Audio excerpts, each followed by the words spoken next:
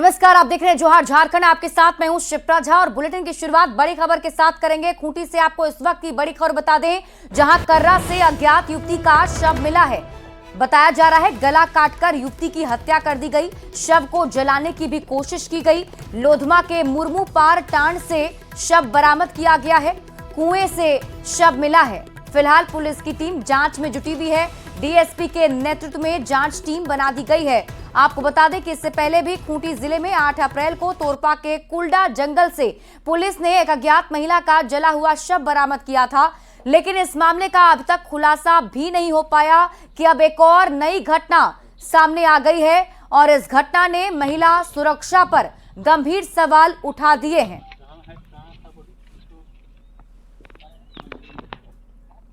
ये कर्रा थाना अंतर्गत लोधमा के पास ही बीएड कॉलेज है। बीएड कॉलेज में के पास में एक शव मिला है महिला का, जो कि नग्न अवस्था में है और इसको जलाने का भी प्रयास किया गया है। हालांकि चेहरा और जो भी है शरीर स्पष्ट है, तो इसका पहचान हम लोग जल्द ही करेंगे और जो भी घटना घटी है उसका उद्भेदन भी करेंगे। हम लोग अभी यहाँ पे डॉग स्क्वाड की टीम और एफएसएल को जो भी रिक्वायरमेंट है उसके अनुसार सीजर सैंपलिंग वगैरह यहाँ सीजर वगैरह बना रहे हैं और डॉग स्क्वाड की टीम को भी बुलाया गया है, वो भी आके एक बार हम लोग को यहाँ पे सपोर्ट करेगी।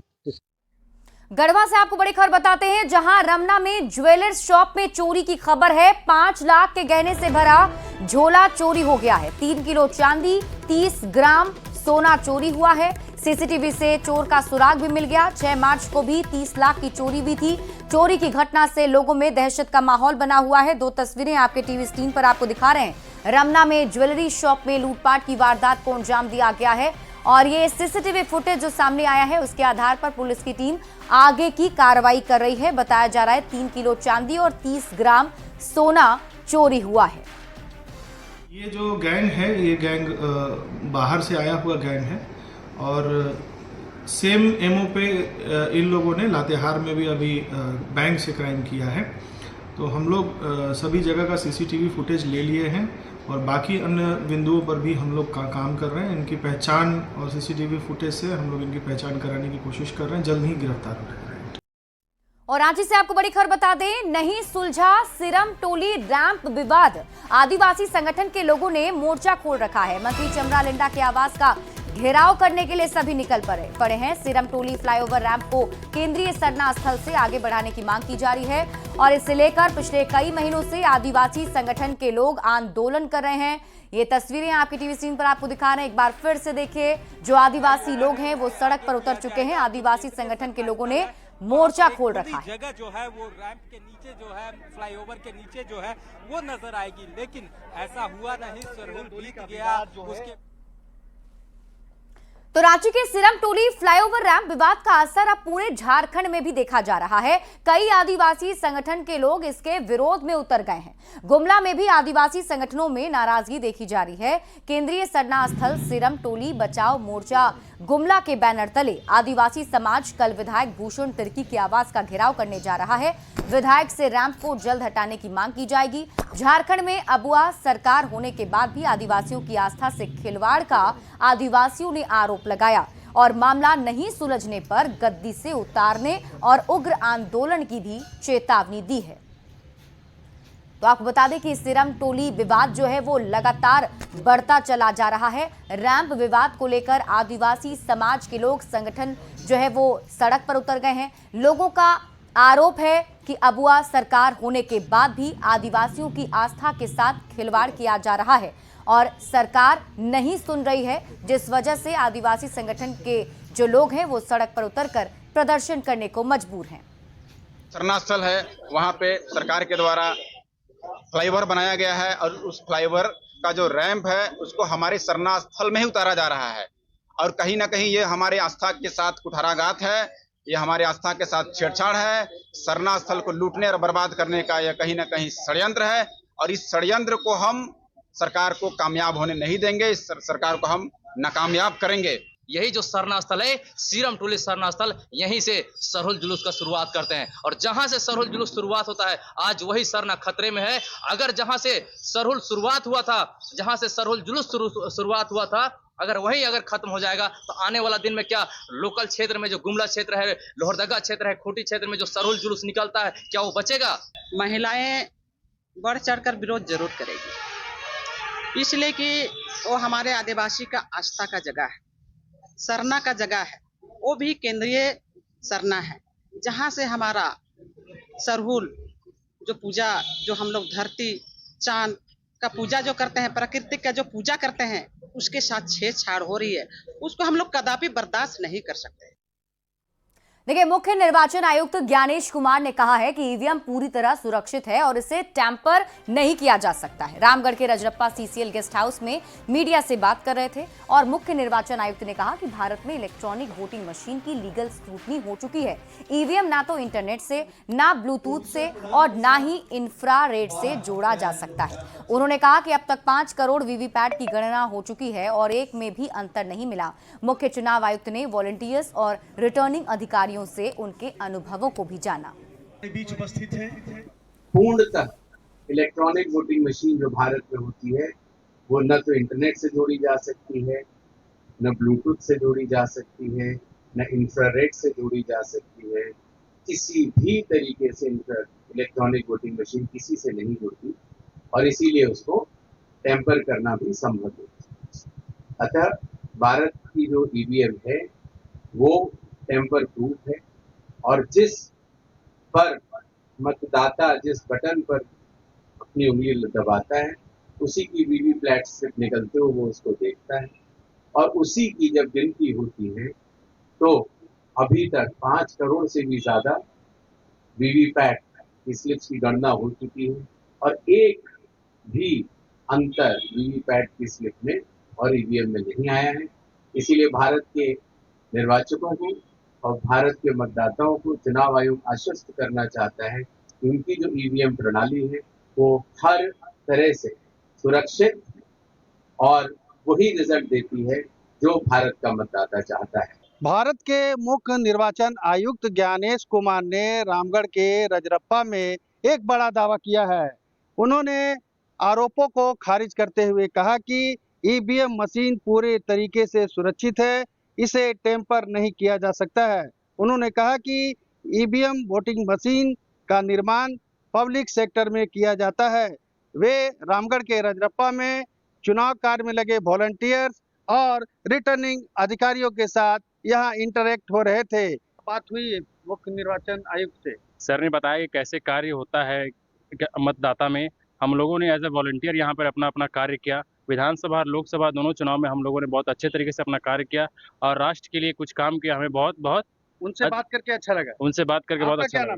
मेरा नाम कृष्णा कुमार मिश्रा है। कैसा लगा? बहुत ही बढ़िया लगा बात करके। उन्होंने बताया? उन्होंने हमारे वॉलंटियर के बारे में जो महत्वपूर्ण जानकारियां हैं उन्होंने दिया और बहुत ही अच्छा लगा और उन्होंने बहुत बहुत बधाई दी हमें। यह भी बताया कि अब तक कुल 5 करोड़ वीवीपैट की गणना हो चुकी है। इसमें एक भी वीवीपैट की गणना में अंतर नहीं पाया गया है। ऐसे में उन्होंने विपक्ष द्वारा ईवीएम मशीन पे उठाए जा रहे सवालों को पूरे तरीके से खारिज करते हुए ईवीएम मशीन को पूर्णतः सुरक्षित बताया है। जावेद खान, न्यूज़ 18 रामगढ़। बढ़ते आगे, यूपीआई सर्वर डाउन होने की वजह से रांची वासियों की मुश्किलें बढ़ गई हैं। ऑनलाइन पेमेंट नहीं हो रहा है जिससे लोगों को काफी परेशानी का सामना करना पड़ रहा है। सर्वर डाउन होने की वजह से रांची के पेट्रोल पंप पर भी ग्राहकों की कतार लग गई। सभी का ऑनलाइन पेमेंट फेल हो जा रहा है। यूपीआई सर्वर डाउन होने के बाद आम लोगों की परेशानी बढ़ गई है। पेट्रोल पंप पर पेट्रोल लेने वाले लोगों की इस वजह से हालत खराब हो रही है क्योंकि सभी ने प्रयास किया कि ऑनलाइन माध्यम से पैसे दिए जाए, लेकिन पिछले 1 से 1.5 घंटे से यूपीआई जो सर्वर है वो डाउन है और इसकी वजह से जो परेशानी है वो हो रही है। ये सर्वर डाउन होने की वजह से अभी तो सबको परेशानी तो हो रही है, लेकिन अब क्या किया जा सकता है। अब वो तो कितने देर से सर्वर आप आए पेमेंट ऑनलाइन दे रहे थे? मेरा 1 घंटा पहले हम ऑनलाइन किए हुए थे।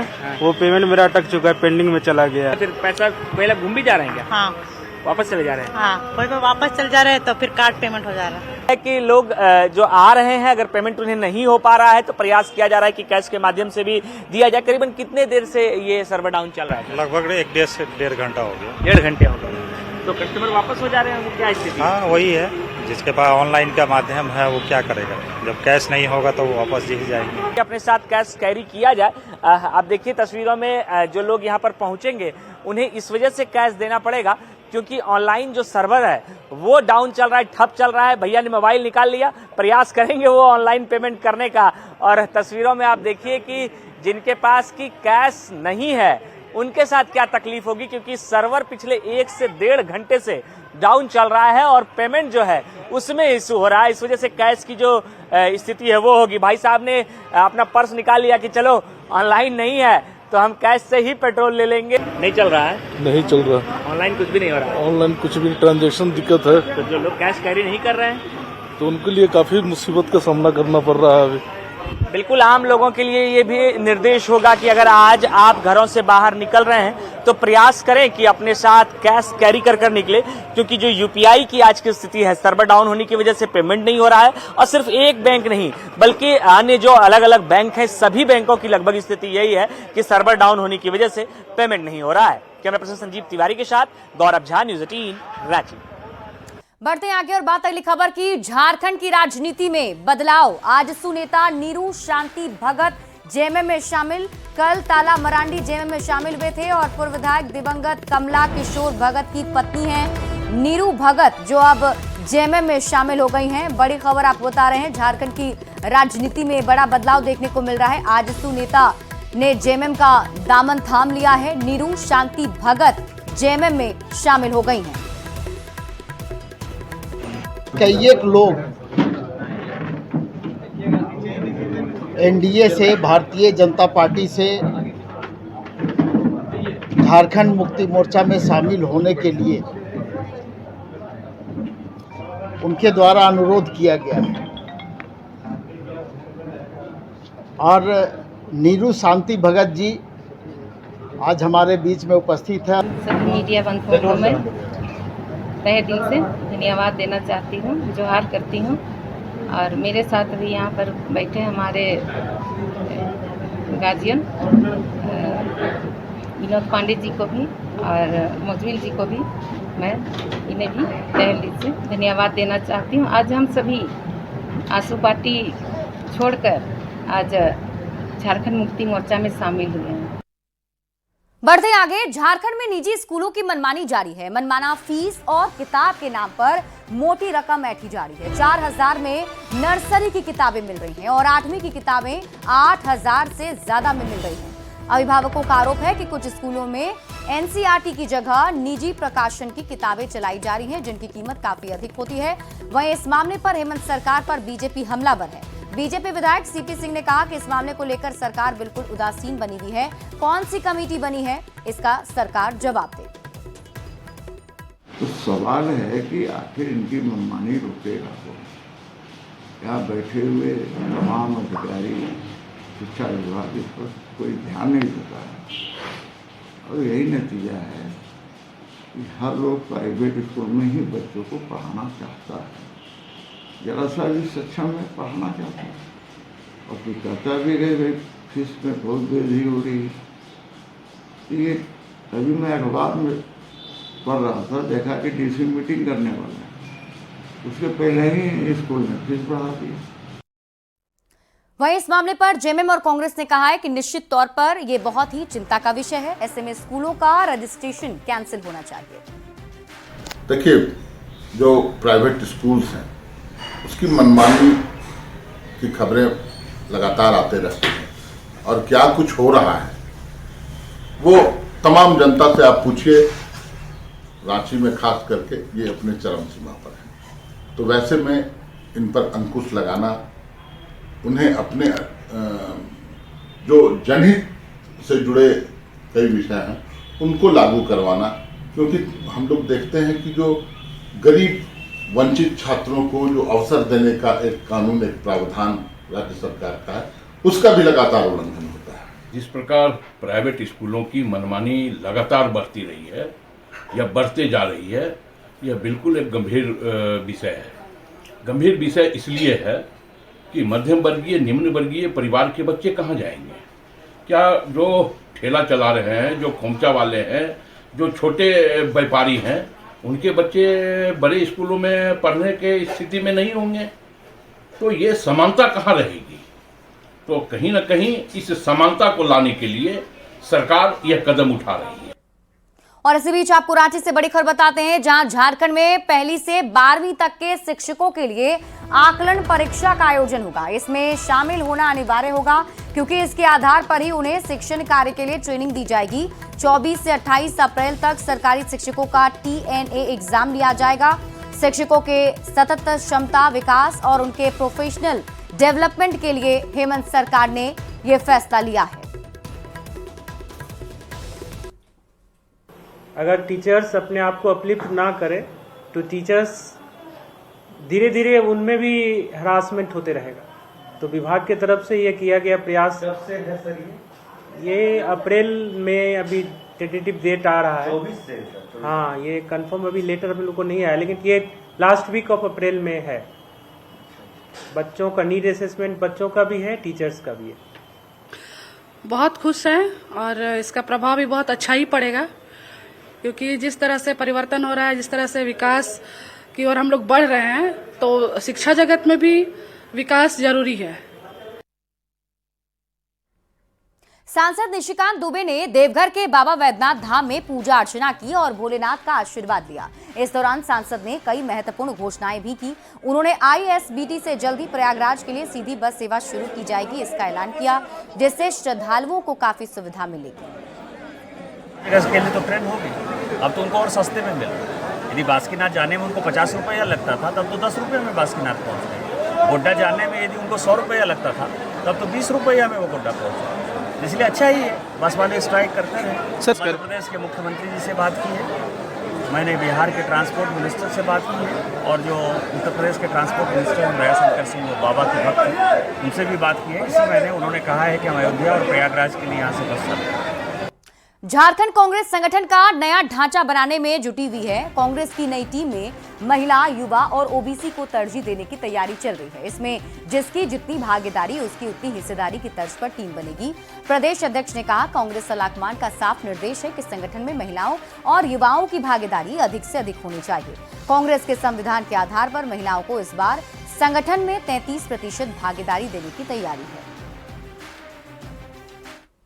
कांग्रेस के संविधान के आधार पर ST, SC, OBC माइनॉरिटी को जो जोड़ना है, हम लोग यूथ और महिलाओं को भी उसमें उचित स्थान देने का काम करेंगे। राहुल जी की सोच है कि भाई अपने संगठन में 33% का आरक्षण मिले, तो 33% आरक्षण के लिए जो महिलाओं को और SC, ST, OBC माइनॉरिटी की जो संख्या बढ़ाने की बात है, मुझे पूर्ण विश्वास है कि इस बार जो अभी रिफॉर्म होगा संगठन का, उसमें इन बातों का ध्यान रखा जाएगा। तो ये सिंपैथी ग्राउंड्स में नहीं है, बट अगर एक पुश उन लोगों को चाहिए, वो ये अगर कांग्रेस दे रही है, बहुत बड़ी बात है। और बहुत सारे महिलाएं हैं कांग्रेस में जो आगे बढ़ना चाहती है और देश का सेवा करना चाहती है।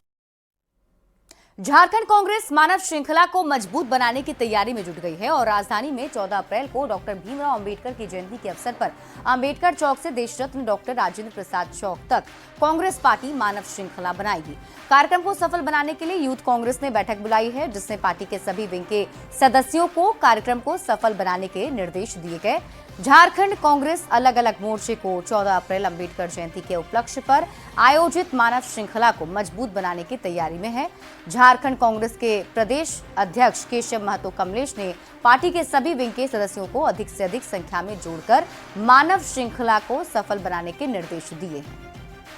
आज की कार्यकारिणी बैठक में जैसे कि हम लोग को अपना कमेटी, मैं फर्स्ट टाइम प्रभारी बन के आया हूँ यहाँ पे रांची जिला के लिए, तो आज कमेटी से हम लोग का मीटिंग है, प्लस 14 तारीख को जो अंबेडकर जयंती के कांग्रेस श्रृंखला का जो प्रोग्राम है, उसका रूपरेखा और उसके तैयारी के बारे में हम लोग को मीटिंग हम लोग कर रहे हैं। 14 तारीख अंबेडकर जयंती है। इस देश का संविधान जिस व्यक्ति ने बनाया है उसकी जयंती है। अंबेडकर जयंती अंबेडकर मूर्ति से, उनके मूर्ति से लेकर के राजेंद्र बाबू तक ये मानव श्रृंखला रहेगा। अंबेडकर जी ने जब संविधान बनाया था और जाके हैंडओवर किया था राजेंद्र बाबू को, तो वही एक संदेश है कि संविधान जिसने बनाया और जिसको हैंडओवर किया, वहां तक पंक्तियां रहेंगी। और इसी बीच आपको रांची से बड़ी खबर बता दें, 15 अप्रैल को रिम्स जीबी की बैठक होगी और इस बैठक में झारखंड सरकार के स्वास्थ्य मंत्री, स्थानीय विधायक और विभागीय अधिकारी शामिल होंगे। स्वास्थ्य मंत्री का पदभार ग्रहण करने के बाद पहली बार इरफान अंसारी इस बैठक में शामिल होंगे। स्वास्थ्य मंत्री ने कहा, पूर्व में जितने भी गलत निर्णय लिए गए उसे खारिज किया जाएगा। साथ ही रिम्स की व्यवस्था हर दिन सुधरने का दावा भी किया।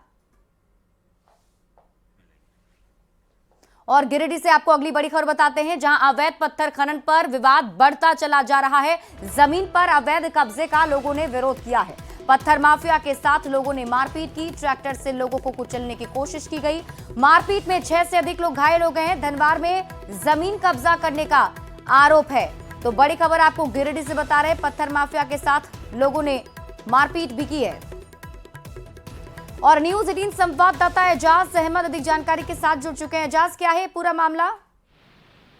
ये मामला गिरिडीह जिले के अंतर्गत आने वाले राजधनवार थाना क्षेत्र के खैरीडीह का है, जहां पे पत्थर माफियाओं के द्वारा लगातार अवैध खनन किया जा रहा है। कम पट्टे में लीज लेकर के ज्यादा भूखंड में खनन किया जा रहा है, जिसके वजह से ग्रामीण विरोध कर रहे हैं। ग्रामीणों का कहना है कि जो उनकी रैयत जमीन है, जिस पर उनकी जीविका निर्भर है, जिस पर खेती बाड़ी करके वे लोग अपना जीवन बसर करते हैं, वो जमीन सुरक्षित रहे। और जब इन्होंने विरोध किया, ग्रामीणों ने विरोध किया, तो पत्थर माफियाओं ने ट्रैक्टर से कुचलने का प्रयास किया। इतना ही नहीं, मारपीट की भी घटना हुई है, जिनमें कई ग्रामीण घायल हो गए हैं। घायलों का इलाज स्थानीय अस्पताल में चल रहा है। वहीं इस मामले की जानकारी स्थानीय पुलिस को भी दे दी गई है।